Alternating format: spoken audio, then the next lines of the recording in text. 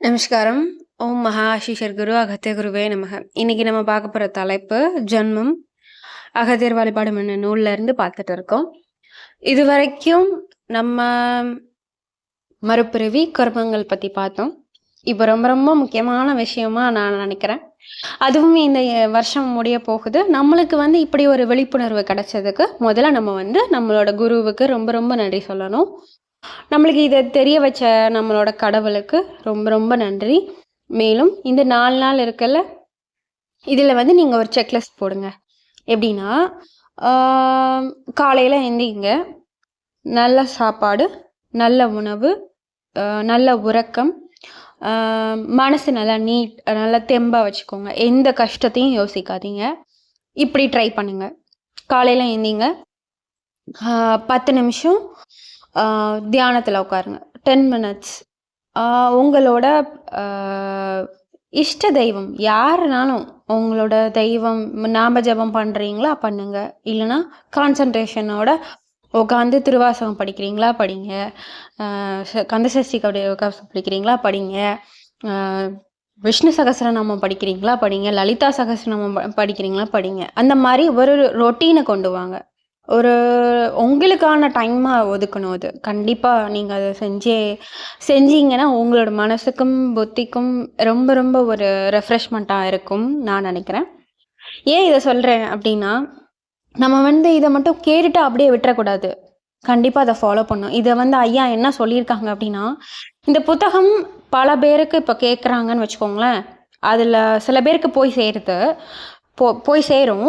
அதில் கொஞ்சம் பேர் தான் அதை ஃபாலோ பண்ணுவாங்க, கொஞ்சம் பேர் தான் அதில் நடைமுறைப்படுத்துவாங்க, இன்னும் கொஞ்சம் பேர் தான் ஆழ்ந்து இப்படி தான் நம்ம இருக்கணும் அப்படின்னு நினைப்பாங்க. அதுலேயும் கொஞ்சம் பேர் தான் மனம் திருந்துவாங்க. நான் செய்கிறது தான் தப்பு, நான் இப்படிலாம் விளக்கிக்கிறேன், என்னையை கர்மங்கள்லேருந்து விளக்கிக்கிறேன் அப்படின்னு கொஞ்சம் பேர் தான் நினைப்பாங்க. அதுலேயும் கொஞ்சம் பேர் தான் பரமனை சேருவாங்க அப்படின்னு சொல்லியிருக்காங்க. நம்ம இந்த ஜேர்னியில் நம்மளை முதல்ல ஐயாவை கூப்பிட்டுக்கணும். ஐயா வாங்க, எனக்கு உதவுங்க, நான் திருந்துறேன், நான் ஸ்டெப் எடுத்துக்கிறேன், நான் ஒரு ஸ்டெப் வச்சேன்னா எனக்கு அடுத்த ஸ்டெப்புக்கு நீங்கள் கண்டிப்பாக வேணும், நீங்கள் உதவுங்கன்னு ஃபஸ்ட்டு உங்களோட தெய்வங்களை உட்கார வச்சு நீங்கள் தியானம் பண்ணுங்கள். இந்த மாதிரி இந்த 4 நாள் ஒரு தொகுப்பாக எடுத்துக்கலாம். இந்த 4 நாள் ட்ரை பண்ணுங்கள். அதே மாதிரி அதாவது இப்போ நம்ம அனுபவிச்சுட்டு இருக்கிறதெல்லாம் போன ஜென்மங்களில் நம்ம செஞ்ச வினைகள், அப்படி தானே? ஆனால் மனுஷனுக்கு ஒரு இதில் ஐயா சொல்லியிருக்காங்க, ஒரு நல்ல நல்ல பிறவினா அது மனித பிறவி. ஏன் அப்படின்னா அவங்களோட கர்மங்களை குறைச்சிக்கிறதுக்கு அந்த புத்தி, அந்த மனம் இருக்குல்ல, அதை அவங்களால கண்ட்ரோல் பண்ண முடியும். அதுக்காக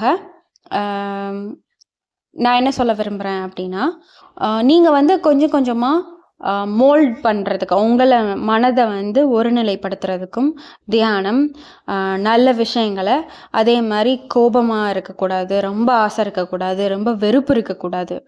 இந்த தொகுப்பெல்லாம் நான் முதலே போட்டுட்டேன். இது ஐயாவோட வழிகாட்டுதல் மூலமாக நான் இதை பண்ணியிருக்கேன்னு நான் நம்புகிறேன். ஏன் அப்படின்னு நான் சொல்கிறேன்னா, முதல்ல எடுத்த உடனே அவங்களுக்கு கஜராஜ சுவாமிகள் இப்படி சொல்லியிருக்காங்க, ஐயா பேசியிருக்காங்க நம்ம அகத்திய பெருமான் அப்படின்னு நான் சொன்னேன்னா, ஒருவேளை நீங்கள் சித்தர்கள் கும்பிடுற ஃபேமிலியிலேருந்து வந்திருக்கீங்க, இல்லைன்னா கேட்டு அறிஞ்சிருக்கீங்கன்னா உங்களுக்கு இது பெருசாக தெரியாது. ஆனால் நான் திடுதிப்புன்னு இப்படி சொன்னான்னா பாதி பேருக்கு அது புரியாது.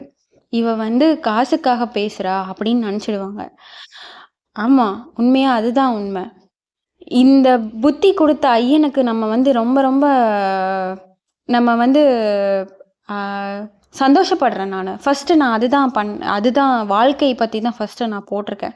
மனமாகும் தம்பதிகளுக்கு எப்படி இருக்கணும், நீங்கள் எடுத்தோடனே சன்னியாசியை போக வேண்டியதானே, ஒரு ஒரு சித்தர் சொல்லியிருக்காங்கன்னா அது அப்படி தான் இருக்கும் அப்படின்னு பிம்பம் பல பேருக்கு நான் பார்க்குறேன். அப்படி கிடையாது. இல்லறத்தில் இருந்து தர்மத்தை கடைபிடித்து உங்களோட நித்திய கர்மங்களை முடித்து உங்களால் மோட்சத்துக்காக பாதையில் போக முடியும் அப்படின்ற சிறந்த உதாரணம் தான் இந்த புத்தகம்.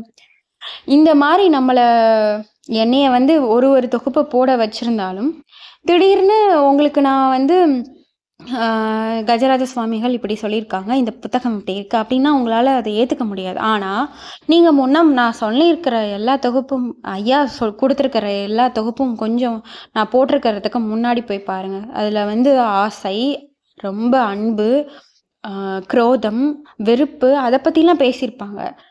நான் ஏன் அப்படி சொல்கிறேன், ஏன் இதை நான் இன்சஸ்ட் பண்ணுறேன் அப்படின்னா, ஒரு வாக்கியங்கள் இதுலேயே இப்போ நம்ம ரீசண்டாக படித்ததுலேயே சொல்லியிருக்காங்க. இது வந்து இந்த மாதிரி வாக்கியங்கள்லாம் அவங்களா எழுதியிருக்காங்க, கஜராஜ சுவாமிகளாக எழுதியிருக்காங்களா, இல்லை மேலிருந்து பரபிரம்மன் அதாவது ஐயன்ட்டேருந்து வந்த வாக்கியங்களா அப்படின்ற கேள்வி உங்களுக்கு வந்துச்சுன்னா நீங்கள் அந்த தொகுப்பு ஒருக்க போய் பாருங்கள். நிஜமாலே நம்மளுக்கு வந்து ஆணி போட்டில் அடித்த மாதிரி ஒவ்வொரு விளக்கங்களும் ரொம்ப அற்புதமாக இருந்தது.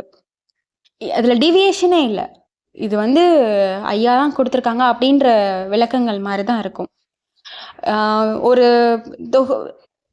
நான் வந்து சும்மா எழுதி நான் உட்காந்து ரிசர்ச் பண்ணி பேசின மாதிரிலாம் இருக்காதுன்னு சொல்ல வரேன். இப்போ நம்ம இது தான் சொல்ல வரேன். 4 நாள் இருக்குது. அதனால நீங்கள் வந்து காலையில் எழுந்தோன்னே ஒரு 10 நிமிஷம் உங்களோட தியானத்தை நீங்கள் கடைப்பிடிங்க. கொஞ்சம் எக்ஸசைஸ் பண்ணுங்கள். ஸ்ட்ரெச்சிங், பாடி ஸ்ட்ரெச்சிங், சிம்பிளாக யோகா பண்ணுங்கள், பிராணாயாமம் பண்ணுங்கள், தெரிஞ்சு பண்ணுங்கள். சாப்பிட்டதுக்கப்புறம்லாம் சில பிராணாயாமம் பண்ணக்கூடாது, அதனால் கரெக்டாக பண்ணுங்கள். அதே மாதிரி கொஞ்ச நேரம் இயற்கைக்கு நன்றி சொல்லுங்கள். நான் திரும்ப திரும்ப அதுதான் சொல்கிறேன். நம்ம வந்து எவ்வளவோ சேஃபான ஒரு இடத்துல இருக்கோம். காசாவை பாருங்கள், இலங்கையை பாருங்கள், இந்த பக்கம் பங்களாதேஷில் இப்போ எப்படி இருக்கு, இங்கே பாகிஸ்தானில் எப்படி இருக்கு, அந்த மாதிரிலாம் இல்லை. அதுலேயும் நம்ம ரொம்ப ஒரு கடவுளோட அரவணைப்பில் இருக்கோம் தான் நான் நம்புகிறேன். தமிழ்நாட்டில் பிறந்திருக்கீங்களா, அந்த டிஸ்ட்ரிக்க்கு பிறந்திருக்கீங்களா, அவங்களுக்கு அந்த மாதிரிலாம் நீங்கள் ப்ரே பண்ணுங்கள். எங்கள் டிஸ்ட்ரிக்ட் நல்லா இருக்கணும், மக்கள் வந்து திருந்தட்டும் அப்படின்லாம் நல்லபடியாக எண்ணங்கள் வளர்த்துக்கோங்களேன். உங்களோட பாசிட்டிவ் எனர்ஜி கண்டிப்பாக ஒரு பாசிட்டிவ் ஸ்பிரிட்டை இன்வால்வ் பண்ணும். கண்டிப்பாக அது வந்து பாதுகாக்கும் நான் நம்புகிறேன். இது வந்து எனக்கு அனுமம் சொல்லி கொடுத்தாங்க. எல்லாமே இந்த புத்தகத்தும் சில அவங்களோட வாழ்க்கையில் இன்ஸ்டன்ஸ் வந்து நிறைய கைட் பண்ணியிருக்காங்க அனுமம் எனக்கு. அதாவது கஜராஜ சுவாமிகளோட ஒரு குழந்த அனுமம். அவங்க எனக்கு நிறைய இன்ஸ்டன்சஸ், லைக் நான் இப்போ ஒரு விஷயம் நான் கடந்து போயிட்டுருக்கேன், எனக்கு கஷ்டமாக இருக்குது அப்படின்றப்போலாம் ஒரு இன்ஸ்டன்ஸை ஐயாவே அவங்க மூலமாக எனக்கு சொல்லியிருக்காங்க. சொல்கிறேன், அதனால நீங்கள் வந்து என்றைக்குமே தனியாக இருக்கீங்கன்னு கவலைப்படாதீங்க. கடவுள் வந்து நம்மளெல்லாம் தேர்ந்தெடுத்திருக்காங்க, நான் அப்படி தான் சொல்லுவேன். அப்போது வந்து நம்ம அந்த சான்ஸை ஒழுங்காக யூஸ் பண்ணிக்கணும் என்னை பொறுத்தளவு. அதனால் கடவுளோட அனுக்கிரகத்தை வந்து கண்டிப்பாக இதை வந்து நம்ம கட்டியமாக பிடிச்சிக்கலாம். ஐயா இது மாதிரி நான் இன்னைக்கு இந்த 4 நாள் வந்து இதை ஃபாலோ பண்ண போகிறேன். ஒரு செக்லிஸ்ட் போடுங்க. தினமும் காலையில் எந்திரிச்சிட்டு 10 நிமிஷம் ஒரு உடல் தூய்மையாக்கிட்டு மன தூய்மையாக்கிட்டு பிராணாயாமம் பண்ணுங்கள், சன்லைட் பாருங்கள், வேண்டிக்கோங்க. நான் இதெல்லாம் அப்புறம் நைட்டு படுக்கிறதுக்கு முன்னாடி நான் இன்றைக்கி யாரையாவது திட்டியிருக்கேனா, என்னால் யாராவது கஷ்டப்பட்டிருக்காங்களா, நான் வேண்டாத வார்த்தைகளை பேசியிருக்கேனா, சபிச்சிருக்கேனா, அந்த மாதிரிலாம் நோட் பண்ணுங்கள். ஒரு செக்லிஸ்ட் போட்டு ஆமாம் டிக் போடுங்க, இல்லைனா இல்லை ராங் போடுங்க. இப்படிலாம் போட்டுட்டு ஒரு 4 நாள் இந்த வருஷம் முடிய போகுது, அடுத்த வருஷம் ஸ்டார்ட் ஆக போகுதுல்ல, ஜான் 1லேருந்து அது கன்ஃபார்மாக உங்களுக்கு அது ஒரு ரொட்டீனாக மாறும். நீங்கள் ட்ரை பண்ணுங்கள். நான் அப்படி ட்ரை பண்ணியிருக்கேன், நீங்கள் ட்ரை பண்ணுங்கள். கஷ்டம் யாருக்கு தான் இல்லை. கொஞ்சம் கொஞ்சமாக அதுலேருந்து விடுபடணும், வேறு வழி இல்லை. நம்ம கையில் தான் இருக்குது. நம்ம செஞ்ச கர்மம் தான் நம்ம அனுபவிச்சிட்ருக்கோம். யாரையும் சொல்கிறதுக்கு இல்லை, பெற்றவங்களையும் சொல்கிறதுக்கு இல்லை. நம்ம இப்போ நம்ம குழந்தைங்களால் கஷ்டப்படுறோன்னா அவங்களையும் சொல்லி நம்மளுக்கு எந்த ஒரு இதுவும் இல்லை. நம்ம செஞ்சதுக்கு நம்ம அனுபவிக்கிறோம். சரி, இப்போ நம்ம ஜென்மம் அப்படின்ற தலைப்புகளை பார்க்கலாம். ஏன் இதெல்லாம் சொல்லிட்டேன்னா, சரி ஜென்மம் மறு ஜென்மம் எடுக்கணுமா அப்படின்னு ஒரு கேள்வி எல்லாருக்குள்ளேயும் எல்லாருக்கும் வெறுத்திருப்போம், அப்படி தானே? ஒரு சில பேர் என்ன வாழ்க்கடா போதும் இந்த ஜென்மமே அப்படின்லாம் இருந்திருப்போம். அப்போது இந்த தொகுப்பு எப்படி இருக்குன்னு பார்க்கலாம். ஐயனோட விளக்கங்கள் நம்மளுக்கு மிகுந்த ஒரு அறிவை வந்து விரிவுபடுத்துறதுக்கும் நம்மளை திருத்திக்கிறதுக்கும் இது கண்டிப்பாக உதவும். அருள்தாய் விஜயலட்சுமி அவங்க கேட்குறாங்க, அம்மா கேட்குறாங்க, எனக்கு மறுஜென்மம் இருக்கிறதா? மாமுனிவர் அகத்தியர் சொல்கிறாங்க, அம்மையே, பக்தன் வரம் கேட்டால் உடனே கொடுப்பது தான் கடவுளின் தர்மம். ஆனால் சில சமயம் கேட்ட வரம் சிறிது தயக்கத்தை கொடுத்தால் கடவுள் அத்தகைய வரத்தை கொடுக்க முடியாமல் ஒரு இக்கட்டான நிலையில் வைத்து விடுகிறார். பொதுவாக நாங்கள் இத்தகைய கேள்விகளுக்கு முடிவான பதிலை சொல்லக்கூடாது. ஏனென்றால் விதியின் விருப்பத்திற்கு அது மாறானது. உனக்கு இப்போது இன்னொரு கேள்வி எழுந்து கொண்டிருக்கின்றது. என் கணவனுக்கு மட்டும் நீர் இதை சொல்லிவிட்டீர்களே என்று. அவர்களுடைய நிலைமை வேறு, உன்னுடைய நிலைமை வேறு. ஐயா மனதை ரீட் பண்ணுறதுல ரொம்ப சித்தர்கள் எல்லாரும் அப்படிதான். ஆனால் நம்ம அகத்திய பெருமான் வந்து ரொம்ப ரொம்ப ஒரு ஜோவியலான பர்சன் அப்படின்னு நான் தெரிஞ்சுக்கிட்டேன். அவங்க மனதை உடனே ரீட் பண்ணிட்டாங்க. லைக் கஜராஜ சுவாமிகளுக்கு ஐயா சொல்லியிருந்தாங்க, அவங்களுக்கு எவ்வளோ கஜராஜ சுவாமிகள் நான் மக்களுக்கு சேவை புரியணும்னு கேட்டுக்கொண்டதன் மூலமாக இந்த பிறவியில் நம்மளுக்கு எல்லாருக்கும் இந்த மாதிரி அகத்தியர் வழிபாடு என்ன நூலை கொடுத்துருக்காங்க. அவங்க அந்த பணியை முடிச்சிட்டாங்க. அவங்களுக்கு மோட்சத்தின் பாதை அவங்களுக்கு கிடச்சிது. ஏன், எப்படி? அவங்க ரொம்ப ஹம்பிளாக இருந்தாங்க. நான் முன்னமே சொல்லியிருந்தேன், அவங்க எவ்வளோ ஹம்பிளாக ஐயனை கூப்பிடுவாங்க தெரியுமா?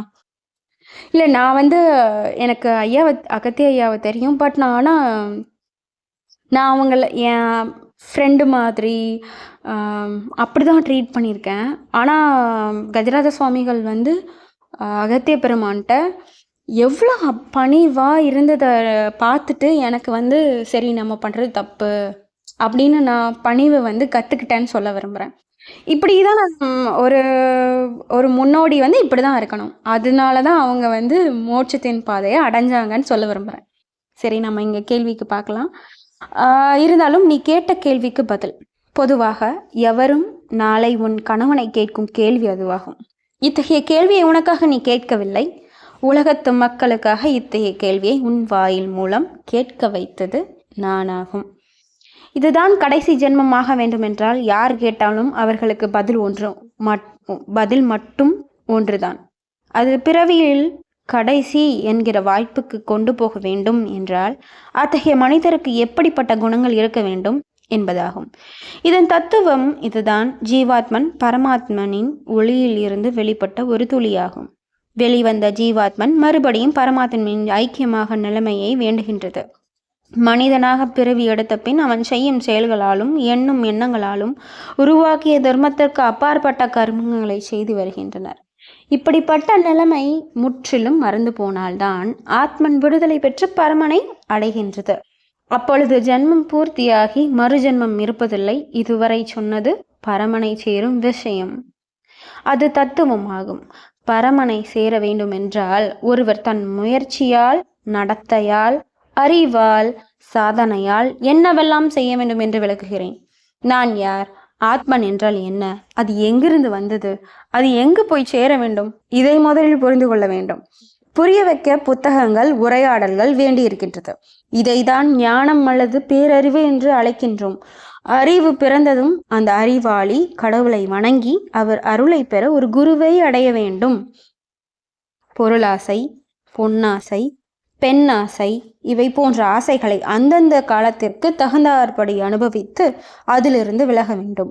ஒவ்வொன்று எண்ணி பார்க்க வேண்டும். இயற்கையாக காலத்திற்கு வேண்டிய அளவு ஆசைகள் இருக்க வேண்டும் தான். இப்பொருள் இருந்தும் இன்னும் வேண்டும் என்ற ஆசை இருப்பவர்களுக்கு பிறவிகள் மேலும் மேலும் புரண்டு வரும். அத்தகைய ஆசைகளை நிறைவேற்ற ஆசை இருக்கும் இடத்தில்தான் மோகம் பிறக்கும். ஏதோ ஒரு பொருளை அடைய அத்தகைய பொருளை விட்டு கொடுக்க மனது இல்லாது அதை இப்பொழுதும் பார்த்து கொண்டு மேலும் ஒரு ஆசையை பெறுகின்றனர். எப்பொழுதும் தன்னிடமே இருக்க வேண்டும், பிறருக்கு அதை கொடுக்க மாட்டேன் என்ற மோகம் இருப்பவருக்கு பிறவி அதிகரித்து கொண்டே போகும். காமம். ஆசையினால் வந்தது மோகம், மோகத்தினால் வந்தது காமம். காமம்தான் அடைந்த பொருளை அளவுக்கு மீறி அனுபவிக்க வேண்டும் என்பதுதான் காமம் என்று தனியானது. அடுத்தது லோபம். அதாவது இது வரைக்கும் என்னெல்லாம் சொல்லியிருக்கேன்னு இன்னொருக்க நான் சொல்றேன். ஆசை பார்த்துருக்கோம், மோகம் பார்த்துருக்கோம், காமம் பார்த்துருக்கோம், இப்போ லோபம் பார்க்குறோம். ஒரு பொருளை அளவுக்கு மீறி தன்னிடம் வைத்து கொண்டால் அவருக்கு விவேகம் பிரிந்து விடுகின்றது. எது சரி எது தவறு என்பது புரிவதில்லை. லோகத்தில் தர்மம் தவறிவிடுகின்றது. உதாரணமாக, பணம் வேண்டும் என்பது ஆசை, அதை அவ்வப்போது பார்த்து மகிழ்வது மோகம், பிறருக்கு அதை பகிராமல் அனுபவிப்பது காமம். இந்நிலையில்தான் தவறு செய்து பணத்தை சம்பாதிக்கிறேன் என்று புரியாதது லோபம், குரோதம். பணம் அதிகரிக்க அதிகரிக்க அதை பிறருக்கு கொடுக்காமல் வேறு ஒருவன் அதை திருட வந்தபோது அவன் மேல் கோபம் கொண்டு செயலில் ஈடுபது குரோதம் ஆகும். ஒருவன் பணம் சேர்க்க சேர்க்க தன்னை விட பணக்காரனாக இருப்பவனை பார்த்ததும் இன்னும் போதாது என்றும் அவனை பார்த்து வயிறு எறிவதும் மனிதனின் அசடு. அதனால் யாருக்கு இதுதான் கடைசி ஜென்மமாக இருக்க வேண்டும் என்று நினைக்கின்றீர்களோ அவருக்கு இதெல்லாம் இருக்கக்கூடாது. ஆசை, மோகம், கோபம், லோபம், குரோதம், அசடு. நீ கேட்ட கேள்விக்கு நீ ஒவ்வொன்றாக இவைகளை பற்றி சிந்தித்து பார்க்கவும். இப்போ நான் இந்த வீடியோ தொடக்கத்தில் நான் இதை தான் சொன்னேன். சரி, நம்ம 2026 ஸ்டார்ட் பண்ண போகிறோம், புதுசாக ஸ்டார்ட் பண்ணலாம், உங்களோட ஆத்மனை சுத்திகரிக்கிறதுக்கு இதுதான் வழி அப்படின்னு ஐயா சொல்லியிருக்காங்க. என்னது? ஆசை, கோபம், குரோதம் எல்லாம் விளக்குங்கன்னு, பொறாமை இதெல்லாம் விளக்குங்கன்னு இங்கேயும் அதான் சொல்லியிருக்காங்க. இதிலிருந்து நம்மளுக்கு ஐயா என்ன சொல்ல வராங்கன்னு நான் என்ன நினைக்கிறேன் அப்படின்னா, நீங்களும் அதை ஃபாலோ பண்ணுங்கள், நானும் அதை ஃபாலோ பண்ணுறேன். கண்டிப்பாக 2026 நம்மளுக்கு ரொம்ப ரொம்ப பிளெஸ்ஸிங்ஸாக இருக்க போகுது. ஏன்னா நம்மளோட குருவான தெய்வமான அகத்திய பெருமானும் லோபமுத்திர அம்மையும் நம்ம கூட இருக்காங்க, நம்மளை வழிநடத்த போகிறாங்க. இதையெல்லாம் கருதுவது தர்மம். எதெல்லாம் சொல்கிறாங்க? நீ கேட்ட கேள்விக்கு நீ ஒவ்வொன்றாக இவைகளை பற்றி சிந்தித்து பார்க்கவும். இதையெல்லாம் கருதுவது தர்மம். ஏன்னா இதெல்லாம் நீங்கள் சிந்திச்சு பார்த்து இதிலெல்லாம் நான் எப்படி இருக்கேன் அப்படின்னு பார்த்துக்கோங்க. அதுதான் தர்மம். அப்போனா தான் நீங்கள் ஜென்மம் எடுக்காமல் இருக்கிறதுக்கு இதுதான் வழி அப்படின்னு சொல்கிறாங்க. இதுவே கடவுள் உங்கள் மூலம் உலகுக்கு வழங்கிய வழிபாடு. இதையெல்லாம் நீங்கள் பின்பற்றுகிறீர்களா என்பதாகும். உங்களில் அநேகமாக பலர் சுத்தமடைந்து இருக்கின்றீர்கள். ஒரு சாதாரண மனிதனுக்கு இருக்கும் ஓரிரு சிறிய குறைகள் இருக்கின்றது. யாருக்கு எதன் மேலும் அதிக அளவுக்கு காரணம் இல்லாத ஆசையும் வெறுப்பும் இருக்கின்றதோ அவர்கள் மேல் போக வாய்ப்பில்லை. அவர்கள் மேல் போக அருளை பெற்றவர்கள் ஆகும் வாய்ப்பு இல்லை. மனதிலும் சொல்லிலும் செயலிலும் நல்லதே நினைக்க வேண்டும், நல்லதையே சிந்திக்க வேண்டும், நல்லதையே செய்ய வேண்டும். கடவுளின் படைப்பில் கெட்டவர் நல்லவர் என்பது இல்லை. இந்த குணத்தை நீங்களே சிருஷ்டித்து கொண்டு உள்ளீர்கள். அத்தகைய மேன்மை இன்னொருவரை பார்த்து நல்லவன் கெட்டவன் என்று நினைக்கின்றீர்கள். ஞானியானவனுக்கு நல்லதும் இல்லை, கெட்டதும் இல்லை, நல்லவனும் இல்லை, கெட்டவனும் இல்லை, ஆசையும் இல்லை, வெறுப்பும் இல்லை. ஏன்? தான் என்ற அறிவும் கடைசியாக அழிந்து போகின்றது. எப்பொழுது நான் என்பது இல்லையோ அப்பொழுது உன் உடம்பும் இல்லை, மனதும் இல்லை, நீங்க வெறும் ஆத்மன்தான். இப்படி உன் ஆத்மனை நீ உணரும் போதுதான் ஆங்கிலத்தில் செல்ஃப் ரியலைசேஷன் என்று சொல்கின்றோம். தொகுப்பு முடிஞ்சிருச்சு. அடுத்ததுலேருந்து ரொம்ப ரொம்ப முக்கியமான விஷயம், குரு என்றால் என்ன, குரு சீடனுக்கான உறவு என்ன, தியானம் ஏன் தேவை, தியானத்தை என்ன பண்ணணும், குண்டலினி என்ன இருக்குது, நம்மளோட சக்கரங்கள் என்ன. எனக்கு இது ஒரு பெரிய பிளெஸ்ஸிங்காக இருக்குது. பாருங்களேன், 2026 வரும்போது கரெக்டாக ஒரு குரு பற்றி நம்மளுக்கு ஒரு தொகுப்பு நான் படிக்க போகிறேன். அப்படின்றப்போ இது எல்லாமே ஐயன் போட்ட ஒரு பாதை தான், இப்படி தான் கொண்டு இவ சொல்லணும் அப்படின்னு ஐயா வச்சுருக்காங்க அப்படின்னு நான் என்னையும் நினச்சிக்கிறேன். இந்த வாய்ப்பு கொடுத்த அகத்திய பெருமானுக்கு ரொம்ப நன்றி. மேலும் நான் சொன்ன விஷயங்களை நீங்களும் ட்ரை பண்ணுங்கள், நானும் ட்ரை பண்ணுறேன். கண்டிப்பாக 31 நைட்டு நான் நைட்டு இல்லை, அன்றைக்கி மார்னிங் போடுறேன், இல்லைன்னா Jan 1 போடுறேன். நீங்கள் 4 நாள் நீங்கள் போட்ட செக்லிஸ்ட்டில் கொஞ்சமாவது நீங்கள் உங்களை உணர்றதுக்கான வழிகள் இருந்திருக்கும் நான் நம்புகிறேன். கண்டிப்பாக இருக்கும். நீங்கள் சொல்லுங்கள் உங்களோட எப்படி இருந்தது, நான் பண்ணியிருக்கேன், எனக்கு இப்படி இருந்தது, ரெஃப்ரெஷ்மெண்ட்டாக இருந்தது, ஆமாம் நான் இதை திருத்தியிருக்கேன் அப்படின்னு நீங்கள் சொல்லுங்கள். என்கிட்ட கூட சொல்ல வேணாம், நீங்கள் கடவுள்கிட்ட சொல்லுங்கள், ஐயா கிட்ட சொல்லுங்கள், உங்களுக்கு பிடிச்ச தெய்வத்துக்கிட்ட சொல்லுங்கள்.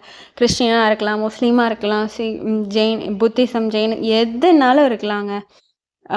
நதி அதான் ஐயா சொல்கிற மாதிரி தான், சாகர நம்ம கடல் ஓஷன் தான். நான் என்னை பொறுத்தளவு அகத்திய பெருமான் சொல்கிறது திருமூலர் ஐயா சொன்ன மாதிரி ஒன்றே குலம் ஒருவனே தேவன். அது மாதிரி வேறு வேறு இடத்துல வேறு வேறு அவங்கவுங்க நியமத்துக்கு ஏற்ற மாதிரி ஒன்று வச்சுக்கிறாங்க. பட் ஒரே தெய்வம் தான் என்னை பொறுத்தளவு. உலகத்தை ஆட்டி படைக்கிற அந்த பரமாத்மனை அப்படின்னு நான் சொல்லிக்க விரும்புகிறேன். அவங்கள்ட்ட கேளுங்க. நம்ம திருந்துறதுக்கு முதல்ல ஸ்டெப் எடுக்கலாம். கண்டிப்பாக அப்படி ஒரு எண்ணம் வருதுனாலே அதை நம்ம செஞ்ச நல்ல கர்மம் தான் நான் நினைக்கிறேன். எவ்வளவுதான் இப்போ நீங்கள் கஷ்டப்பட்டுட்டு இருந்தாலும், இல்லை உங்களுக்கு கழுத்தை நெரிக்கிற அளவு ப்ராப்ளம் இருந்தாலும், இல்லை ரொம்ப நல்லா இருக்கீங்களா, எல்லாத்துக்கும் நன்றி சொல்லுங்கள். மேலும் 2026லேருந்து நம்மளை சீர்திருத்திக்கிறதுக்கான ஆண்டாக இருக்கட்டும் அப்படின்னு நான் வேண்டி கேட்டுக்கிறேன். நமஸ்காரம்.